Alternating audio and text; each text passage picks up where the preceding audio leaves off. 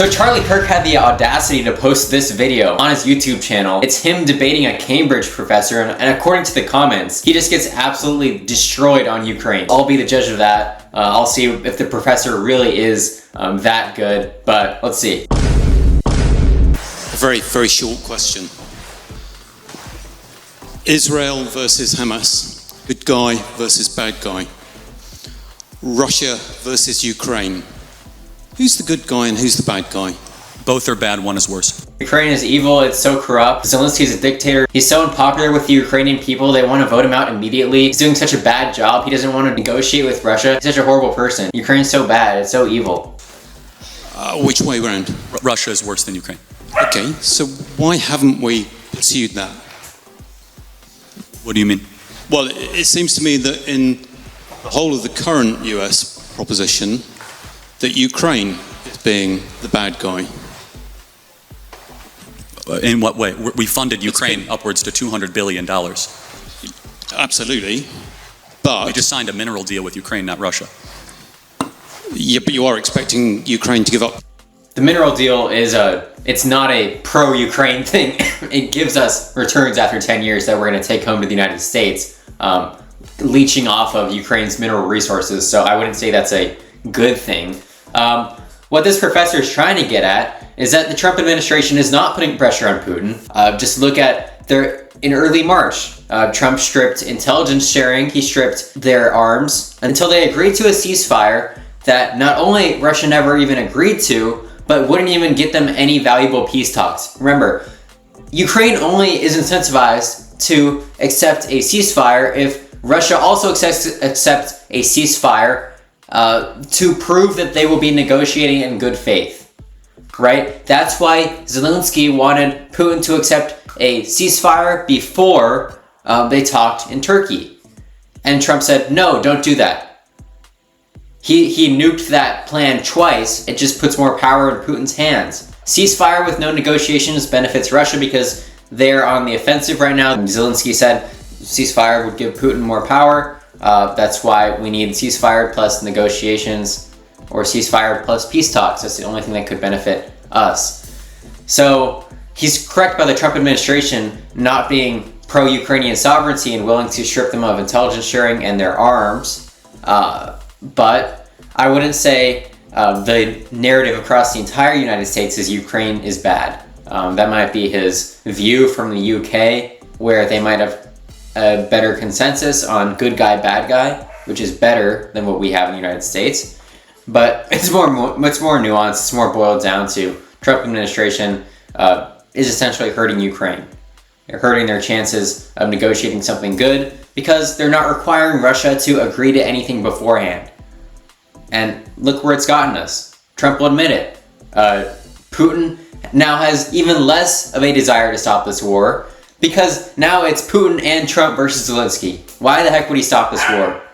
Makes no sense. 20% of its territory, someone who invaded it. Well, is Crimea part of Russia or Ukraine? Ukraine. It's part of Ukraine. When the Soviet Union broke up, Russia, in the Belousov Accords, I think that's how you say it, correct me if I'm wrong. In the Belousov Accords, 1991, when Russia broke up the Soviet Union, the states that were made out of that were determined based on the previous administrative boundaries. So each SSR got its own state. Ukrainian SSR was Crimea and Ukraine. So quite literally, Russia agreed that Crimea was a part of Ukraine in that 1991 agreement, and then again in 1994, and then kind of again in 1997. But again, yeah, it's not something that Russia can just say is ours. There was a referendum in 1991 that showed that people in Crimea actually did want independence from Russia. So if you value referendums, like some people on the pro-Russia side do, then that's something that you can chew on. It is not under duress like the 2014 referendum. It actually had reasonable numbers. It was like 50-something% wanted to be independent from Russia. So this is not even up for debate. Crimea is part of Ukraine by Russia's treaties that they have signed, Budapest Memorandum, Belousov Accords. They all recognized the Ukrainian SSR and now Ukraine as its previous administrative boundaries, which did include Crimea. Where we don't agree. Well, I'm afraid that's part of international treaty. That's not up for grabs. Well, it's interesting. I mean, That's hold on. I mean,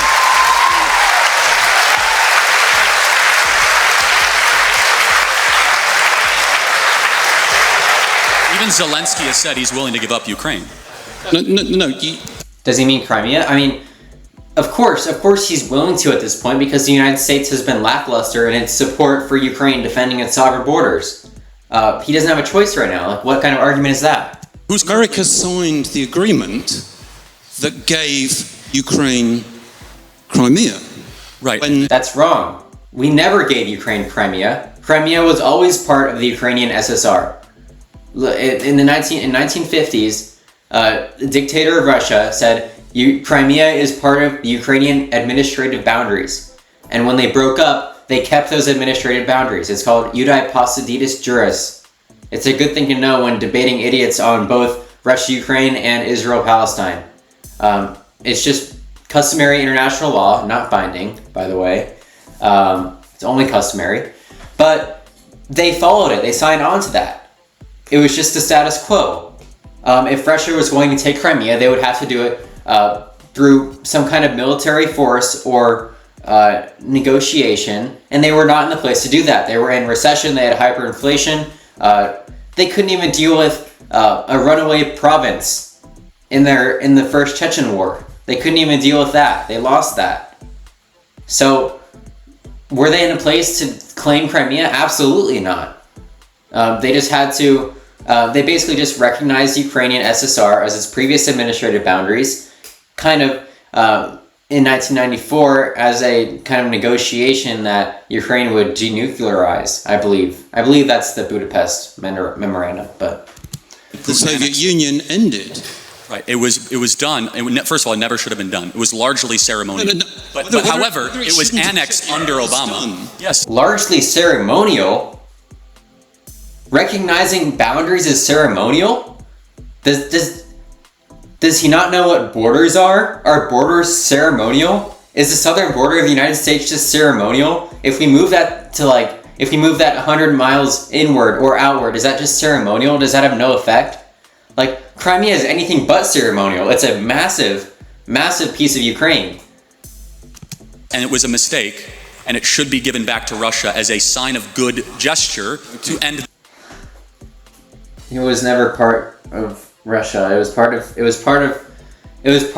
USSR, but it was under the Ukrainian SSR. So when the USSR broke up, they kept the same boundaries for the Ukrainian SSR, and we called it Ukraine, and it had within it Crimea. Conflict. Okay. Who's currently controlling Crimea? Where was the Russian Navy headquartered in World War II? Where was the end of World War II? Son? This is very important. I'm not doubting that. I'm not doubting. It's not important. World War II is 80 years ago. Bolosifal was in 1991. Budapest was in 1994, 1995. I don't know. It was transferred to the Ukrainian SSR in like 1995 or something. Like, irrelevant. I'm just saying that if we're being logical on what has happened, that you are now arguing against that flow, and I don't understand it. Because actually, why is Ukraine the bad guy? No, I said they're bad. They're not the bad guy. Yeah, well, you said they were both bad, but one was more bad. Correct, yes. So why is Ukraine bad? Well, there's a lot wrong with Ukraine. First of all, they're not a democracy. Zelensky refuses to hold an election. Well, no, he can't hold an election. What? Does he know the Ukrainian constitution doesn't allow him to do that? Just minor detail that he happens to skip over, the most basic thing about this conflict? Does he not understand that? There are polls about Zelensky's approval. I think right now they're at 1/3 trustworthy, 1/3 somewhat trustworthy, and 1/3 don't trust. And when it's approval yes or no, it's 50-something%, depending on the poll you look at. He's by no means unpopular. He literally can't do an election. Literally can't. If he did do an election, that would make him a dictator, because that would make him above the Constitution. He would ascend himself above the Ukrainian Constitution in order to say, look, I'm not a dictator, even though I just broke the law of the land that governs the Ukrainian sovereign nation. Alright. election. Oh wait, did Churchill hold an election during the war? Because under his constitution... Hold on, Lincoln held election during the war. That's not true. He can call an election. He can call a snap election. He's full dictator. No. Just no. I don't care what Churchill and Lincoln did. For the country. No. Because he knows that the people of Ukraine would kick him out immediately because he's deeply unpopular. In fact, if he wants... That is deeply untrue. He is not deeply unpopular. He's probably 50-something% approval rating. Large majority of a large portion of Ukrainians trust him fully. Another large portion trust him somewhat, have mild disagreements with him. He is not deeply unpopular in any sense of the word. If he is, say what about him makes him deeply unpopular. Like, do the Ukrainians disagree with this war to any like meaningful extent? Like if 90-80% of Ukrainians were like, no, we hate this war, we want to give up land, then I would be like, all right, you kind of have a point, even though your point about elections is completely stupid. But you know, to show a statement to the world, he would call an election and win by 80% and say, see, I'm super popular. So that's number one. I have a problem with that. I have a problem with a person being propped up as a government we're sending $200 billion to that refuses even to face his voters. Okay, I can't agree with you factually on that at all. Okay. I mean, constitutionally, Ukraine is not able to hold an election because it's under military law at the moment, and that's just a matter of fact. Again, he can, as a prime minister or president, he could do whatever he wants. He can't. All right. This is insane. So Charlie Kirk is like, Zelensky's a dictator, so let's have him supersede the Constitution of Ukraine. Let's have him do what an actual dictator would do and break the law of the land and hold an election. That's what that would require. That would be an actual dictator. But no, Zelensky is following the Constitution of Ukraine. He cannot hold an election. It is illegal. Charlie wants him to be dictator because his stupid ideology that Ukraine is somehow bad or evil is so like, it messes with his head factually. He's gotten so much wrong in this debate so far. It's actually wild. Like, I don't know even why he posted this to his YouTube channel. This is so embarrassing. Okay, all right, we're going to just go back and forth. He can't sign an executive order and change their constitution. Okay. Neither can the American president either. So hopefully there's a bit of...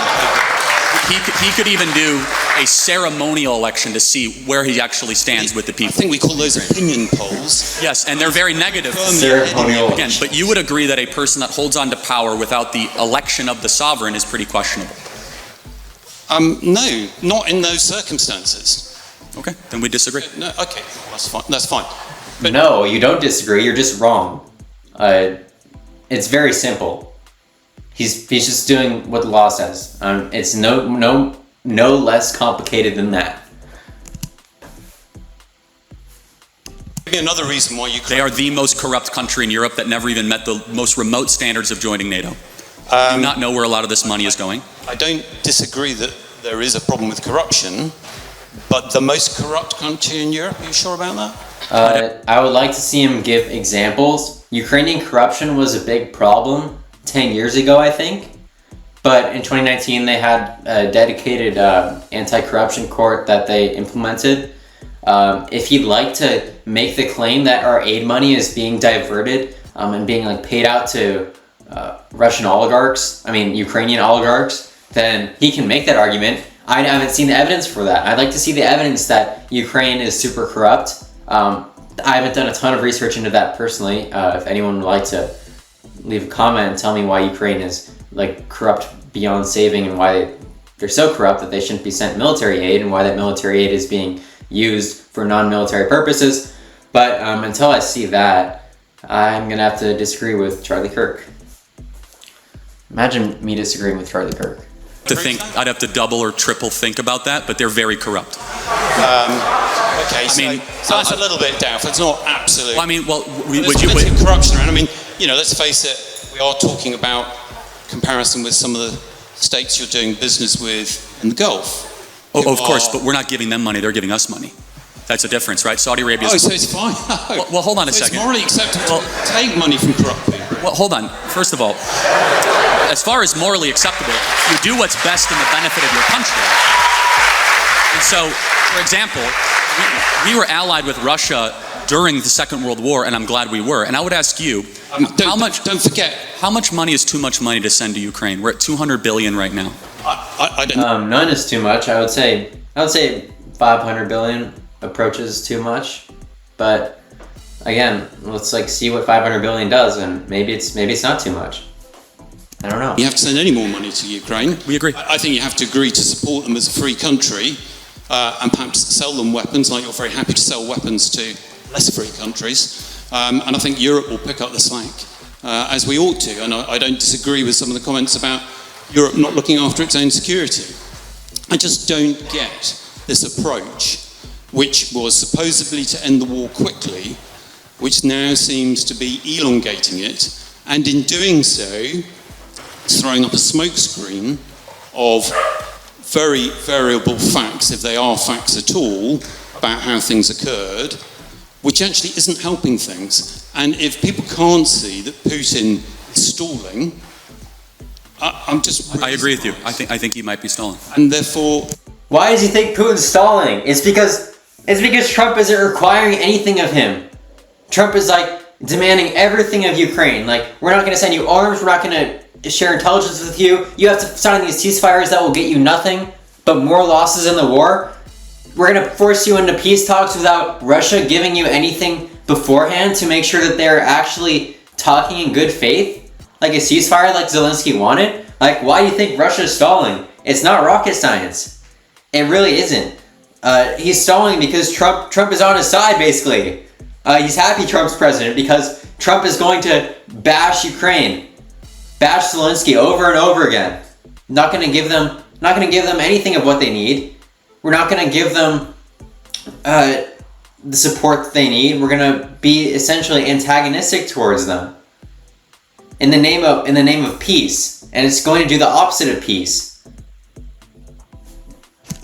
and I think even your president has acknowledged the fact that he thinks he might be stalling. That's correct.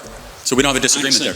No, we don't. No, We just have a disagreement about the efficacy of tactics, and we don't know. And I'm willing to say we could be wrong. No. Oh well. Of course, you could be wrong in life. Yeah. I mean, we could all be wrong, but actually bringing that war to an end consistently actually isn't going very well. And I would just suggest to you that whatever tactics have been used are perhaps not the best, and they are certainly inconsistent with what's going on in the Middle East and how America has been treating parties in the Middle East. But I've had enough of your time. fair. No, that's a fair contention. Thank you very much. Thank you very much. What is he talking about with the Middle East? So he doesn't think that how we're treating Ukraine right now, he wants us to treat Ukraine like Israel. I would agree with that. Yeah, of course we should be treating Ukraine like Israel. We should be giving them everything that they need to defend their sovereign borders. On the other hand, we should be treating Israel more like we treat Ukraine. We should be putting pressure on Israel right now. A ton of pressure. I've explained that in other videos. I'm not going to go into that now. Their war should absolutely stop. Permanent ceasefire immediately. Many atrocities have happened over the Trump administration in Gaza. But I'll leave it there for now. That was a good video. I can't believe he posted it because he just literally got caught saying multiple incorrect things. So the comments were right. The comments were totally right. This might be the most embarrassed I've ever seen Charlie Kirk, because usually with students he can kind of bully them, but with a professor twice his age he has to simmer down a little bit. So interesting video.